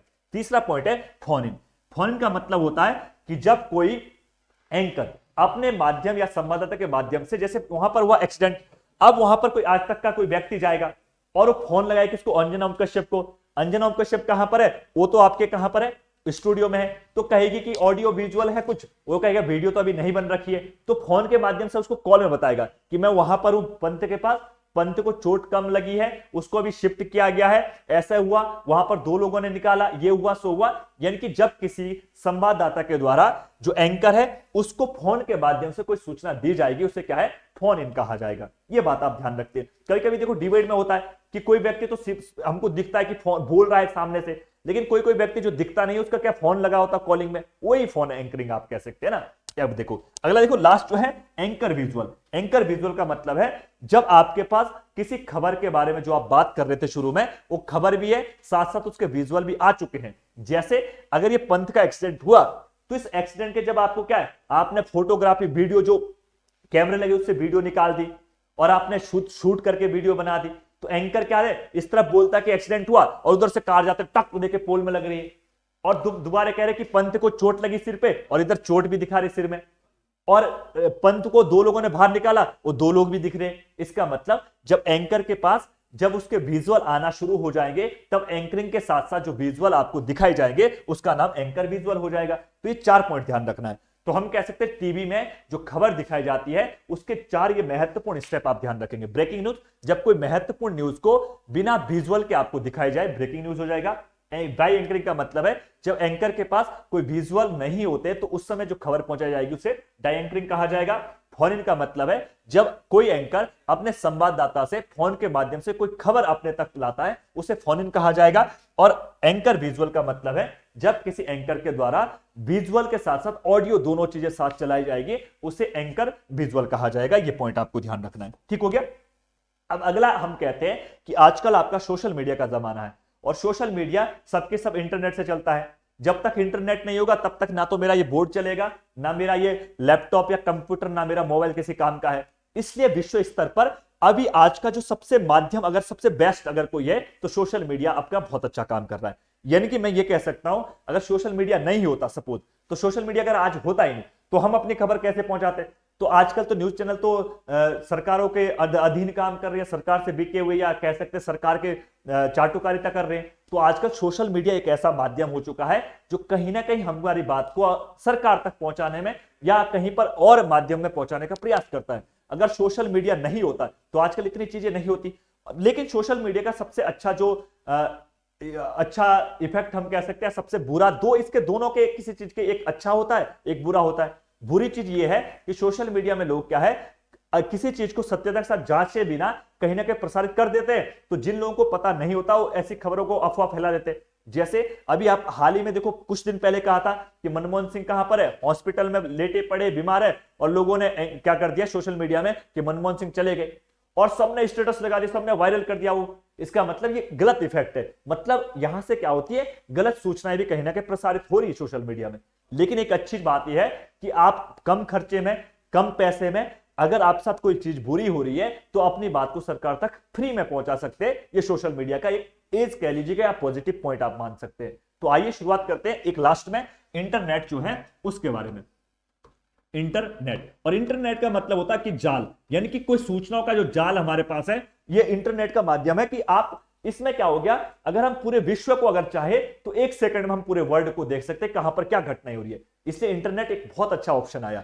तो इंटरनेट को लेकर आपको ध्यान रखना है कि इंटरनेट क्या है। आप सब जानते हैं कि इंटरनेट को हम ऑनलाइन पत्रकारिता भी कह सकते हैं कि ऑनलाइन के माध्यम से क्या है, पत्रकारिता हो रही है। घर घर में पत्रकार बैठे पड़े हैं, अपना फोन उठाया और सोशल मीडिया में लग गया। सोशल मीडिया मतलब होता है जब लोग किसी समाज में जाकर जब खुद का अपना क्या प्रतिनिधित्व करने लग जाएंगे। इसमें ना तो कोई डिग्री चाहिए, ना आप अगर एंकर हो तब कोई बात नहीं, नहीं एंकर है तब भी चल जाएगा। आपने कभी न्यूज में काम किया नहीं किया कोई दिक्कत नहीं है। जो मर्जा चाहे, जो बच्चा बड़ा जिसके पास मोबाइल फोन है वो सब के सब सोशल मीडिया के अपने अपने प्लेटफॉर्म खोले पड़े हैं। इसका मतलब आसान तरीका है, कम पैसे में कम संसाधन में इन चीजों को हम प्रकाशित कर सकते हैं। ये बात ध्यान रखेंगे, ठीक है। अब देखो अगर इसकी बात करेंगे तो हम इंटरनेट के दो प्रारूप चला रहे हैं, एक विश्व स्तर पर कह रहा हूं मैं, एक भारत पर। तो विश्व स्तर पर इसके सिर्फ हमको पूछता है कि विश्व स्तर पर जो आपके पास क्या है इंटरनेट के क्या क्या स्तर रहे, 1 2 3, और विश्व स्तर के साथ साथ भारत पर। बस हमको दो ही पॉइंट ध्यान रखने, भारत पर क्या क्या स्तर रहे और विश्व पर क्या स्तर है। यानी कि भारत पर या विश्व पर इंटरनेट पत्रिका का दौर कौन कौन से। तो हम इन दौर की बात कर लेते हैं कि यहां पर विश्व पर 3 दौर अभी तक रखे इंटरनेट के, भारत में अभी तक 2 दौर हो सके। बस इन दौर के आप डेट याद रखेंगे, बाकी महत्वपूर्ण नहीं है। तो पहला विश्व स्तर पर अगर हम बात करेंगे पहला दौर कब आया, तो फर्स्ट दौर हम कहेंगे विश्व में इंटरनेट का पहला दौर जो है उसका सन आपको ध्यान रखना है 1982 से लेकर यह आपका लगभग 10 साल तक चला, 1992 ईस्वी तक। दूसरा दौर अगर हम बात करेंगे, सेकंड जो दौर है विश्व में अगर हम बात कर रहे हैं तो ये 1993 से लेकर ये 2002 या 3 2001, हाँ 2001 के आसपास तक चला। और तीसरा दौर विश्व में चल चुका है। तीसरा दौर अगर हम बात करेंगे तो इसका समय है 2002 से कह लीजिएगा, और कब तक, अब तक की बात कहेंगे। अब तक मतलब आज 2023 तक। यानी कि विश्व स्तर पर अभी तक जो इंटरनेट के जो दौर है 3 दौर हो चुके हैं। यानी कि विश्व स्तर पर सबसे पहले इंटरनेट कब आया, 1982 में। तब भारत में इंटरनेट नहीं था, यानी कि हम सीख रहे थे। राजीव गांधी तब विदेश गए थे तो कहा था कि इंटरनेट बहुत अच्छा संसाधन है, भारत में भी कंप्यूटर होना चाहिए। लेकिन उस समय यहां पर इतनी इकोनॉमी नहीं हमारी कि हम डेवलप कंट्री को जैसे काम कर पाएंगे। दूसरा दौर कब आया, दूसरा दौर 1993 से 2001 तक आया। तीसरा दौर 2002 से अब तक की बात कर लेंगे, ठीक है। लेकिन अगर हम भारत के परिप्रेक्ष्य में देखेंगे तो भारत में कब कब आया होगा, तो हम कहेंगे भारत में 2 दौर हो चुके हैं अभी तक। भारत में 3 दौर नहीं है, भारत में 2 दौर कौन कौन से। पहला दौर अगर आप बात करेंगे तो पहला दौर आया था 1900, भारत के परिप्रेक्ष्य में अगर हम बात करेंगे तो इंडिया में पहला दौर जो आपको ध्यान रखना है, पहला दौर है 1993 से लेकर 2002 तक भारत में पहला दौर है, और दूसरा दौर हम कह सकते हैं 2003 के बाद, 2003 से लेकर अब तक। तो आपको ध्यान रखना है, भारत में अभी तक इंटरनेट के दो ही दौर हो चुके हैं। पहला दौर तो जब क्या विश्व में जब दूसरा दौर चल रहा है तब भारत में पहला दौर आया था। इसका मतलब यह है कि जब विश्व में 2G नेट चलता था तब भारत में कुछ नहीं था। जब यहां पर 4G नेट चला तब भारत में 2G चला होगा, क्योंकि इनकी एडवांस टेक्नोलॉजी चल रही है। और जब यहां पर क्या है 4G चल रहा है तब भारत में 3G चल रहा था। आज विश्व में देखो 8G चलता है, हमारे यहां पर 5G अभी आ रहा है, तो लोग ऐसे खुश हो रहे भाई साहब मेरा तो 5G चल रहा है नेट। यानी कि हम विश्व से कितने पीछे। अब हम ये नहीं कह सकते कि हम पीछे, उसका रीजन ये है कि विश्व ने पहले हमसे 10 साल पहले एडवांस हो गए थे। देखो हम 1993 में पहला दौर आ रहा है, तब तक तो यहां दूसरा दौर आ गया, तो ये तो एडवांस रहेंगे। यानी कि जिनके संसाधन हमसे 10 साल पहले ग्रो कर रहे हैं वो हमसे 10 साल एडवांस रहेंगे। इसका मतलब जब हमारे पास फोन था ही नहीं, मोबाइल नहीं था, तब यहां पे मोबाइल 2G चल रहा था। जब हमने मोबाइल खरीदे तब यहां पर 4G चल रहा था। जब 8G चला रहे तब हम 4G चला रहे। इसका मतलब विश्व स्तर पर अभी तक इंटरनेट के 3 दौर जा चुके हैं, जो आपके पास ये मैंने क्रम से सन लिख दिया है। लेकिन भारत में अभी तक इंटरनेट के 2 जमाने या 2 दौर हो चुके हैं। पहला दौर वो दौर था जब 1993 से 2002 तक का दौर है, और 2003 के बाद अब तक का दौर बहुत ग्रो किया। और ये दूसरा दौर ऐसा था जिस समय कहीं ना कहीं तकनीकी या टेक्नोलॉजी को लेकर भारत ने बहुत अच्छा काम किया, चाहे आप कंप्यूटर के साइंस के माध्यम में कह लो। और ये दौर ऐसा था कि 2003 के बाद आप कहेंगे 7-8 में एक ऐसा समय आया था कि घर घर में लोग बीटेक करने लगे, है ना। लोगों को लगा कि बीटेक एक ऐसा है जो कहीं ना कहीं तकनीकी माध्यम से हमको जॉब दिलाएगा। लेकिन आजकल चीजें स्थितियां कुछ और हो चुकी है। लेकिन ये दौर ऐसा था कि इस समय लोगों ने टेक्नोलॉजी के माध्यम से या टेक्नोलॉजी के ज्यादा तरफ क्या है बहुत ग्रो किया। इसी दौर पर भारत में क्या मोबाइल फोन सबने खरीदे, 4, 5, 6, 7 में लोगों ने फोन खरीदा। वही वाला छोटा सा नोकिया का फोन जिसका सिम भी 500 का है और कॉल करने के लिए 1.5 रुपए लगते थे। यानी कि भारत टेक्नोलॉजी की तरफ जाना शुरू हो चुका था। यह बात आपको ध्यान रखना है। और लास्ट पॉइंट में मैं आज खत्म कर रहा हूं क्लास को, बस 1-2 पॉइंट और करते हैं। लास्ट पॉइंट आप डालेंगे सिनेमा को लेकर, यानी कि सिनेमा मतलब मूवीज या आप जो फिल्म वगैरह देखते हो सिनेमा का है। अब सिनेमा का मतलब क्या है? सिनेमा का मतलब है कि जब हम ये कह सकते हैं प्रत्यक्ष नहीं बल्कि अप्रत्यक्ष रूप से समाज में कहीं ना कहीं जो समाज की बुराइयां हैं, समाज में जो कमियां हैं, उस कमियों को और सुधारने का जो प्रयास करता है। लेकिन हो क्या रहा है रियल में, जो सिनेमा का मतलब ये था कि जो हमारे समाज में कुरीतियां हैं, हमारे पास बुराइयां हैं, उनको कहीं ना कहीं अप्रत्यक्ष रूप से उनको ठीक करना सिनेमा का काम था। लेकिन हो क्या रहा है आज का सिनेमा, देखो आज का सिनेमा में कुछ और चीजें दिखाई जा रही है। वेस्टर्न कल्चर की तरफ हम ज्यादा फॉलो कर रहे हैं, हम गलत गलत चीजों का इफेक्ट ज्यादा पड़ रहा है। आजकल की मूवी देखो, वहां पे वायरस कैसे फैलता है, परमाणु बम कैसे फेंका जाएगा किसी के ऊपर, किसी की टांग कैसे तोड़नी है, किसी के घर को कैसे उजाड़ना है, ये सारा चीज इस सिनेमा कर रहा है। लेकिन उसका काम ये नहीं था, बल्कि काम क्या था कि जो बुरा कर रहा है उस बुराई के माध्यम से एक संदेश पहुंचाना है। सिनेमा का मतलब यही था कि जो हमारी कुरीतियां हैं, बुराइयां हैं, उन बुराइयों को, उन कुरीतियों को लोग हमको क्या है अपने हीरो को जब फॉलो करेंगे तो फॉलो जैसा जो हीरो जैसा रोल प्ले करेगा, कहीं ना कहीं फॉलोअर वैसा रोल को करेंगे। लेकिन हो क्या रहा है कि आज के परिप्रेक्ष्य में अगर आप देखेंगे तो रणवीर सिंह को लोग बहुत फॉलो करते हैं और वो क्या क्या ड्रेसेस पहन रहे। मतलब ये सिनेमा का ये बिल्कुल मकसद नहीं था कि कहीं ना कहीं बच्चा गलत तरीके से उसको यूज करे, लेकिन हो कुछ अलग चीजें रही सुधारने के लिए क्या। लेकिन उससे सुधर रही चीजें या गलत हो रही है उसके पॉइंट पे मैं नहीं जाऊंगा। लेकिन सिनेमा का मतलब था कि समाज में सुधार करने के लिए, समाज को बेहतर करने के लिए इसका कहीं ना कहीं शुरुआत हुई थी। ये आपको ध्यान रखना है। अब देखो सिनेमा का जब आविष्कार की बात करेंगे तो विश्व स्तर पर हम छोड़ देंगे, कौन सी मूवी आई कब आई उससे कोई मतलब नहीं। लेकिन भारत के परिप्रेक्ष्य में हम ध्यान करेंगे तो भारत में जो पहली आपकी मुख्य फिल्म है, प्रथम मुख्य फिल्म, मुख्य फिल्म का मतलब होता है जो बोलती नहीं है, यानी कि साइलेंट मूवी आप कह सकते हैं। भारत की पहली ऐसी कौन सी सिनेमा मूवी थी जो बोलती वाली नहीं थी बल्कि एक्शन, मैं चुप रहूंगा इशारा कर दूंगा, इसको कहते हैं मुख्य फिल्म। यानी कि जब मुख होकर, बंद होकर, चुप रहकर जब कोई बात नहीं की जाएगी तब कोई मूवी दिखाई जाएगी। तो ऐसी मुख्य फिल्म कौन सी है? उसका नाम है राजा हरिश्चंद्र। क्या नाम है? राजा हरिश्चंद्र के नाम से। और यह हरिश्चंद्र राजा सत्य के लिए प्रसिद्ध थे, सत्य पर बनने वाली मूवी है। भारत की प्रथम मूवी अगर आपको पूछेगा तो राजा हरिश्चंद्र है। कैसी मूवी है? साइलेंट मूवी है, मुक मूवी है, जो आपके पास कब निकलेगी? 1913 ईस्वी में निकलेगी। ये आपको डेट ध्यान रखना है। और अब देखो मुक के बाद क्या है, अब आजकल तो मूवी बोलती है, जब घूसा भी मारती तब ढक की आवाज आती है, लात मारे ढंग लैप उछल के अगल। और साउथ की मूवी तो ऐसी खतरनाक आवाज निकालती है। तो बोलने वाली मूवी अगर आपको पूछेगा भारत की पहली ऐसी कौन सी मूवी है जो बोलने वाली फिल्म थी, ये इसमें बोलने वाला बोलती फिल्म बोलती फिल्म मतलब आपको दिख भी रही है चीजें, यहां पर दिख रही है सिर्फ लेकिन बोल नहीं रहा, लेकिन यहाँ पर दिख भी रहा है, बोल भी रहा है, एक्टर बोल भी रहा है, थप्पड़ मारा तो आवाज आ रही पट पट पट। अगर आप आज से 10 साल पहले की मूवी देखेंगे तो उसमें एक थप्पड़ मारता था 4 बार आवाज आती थी।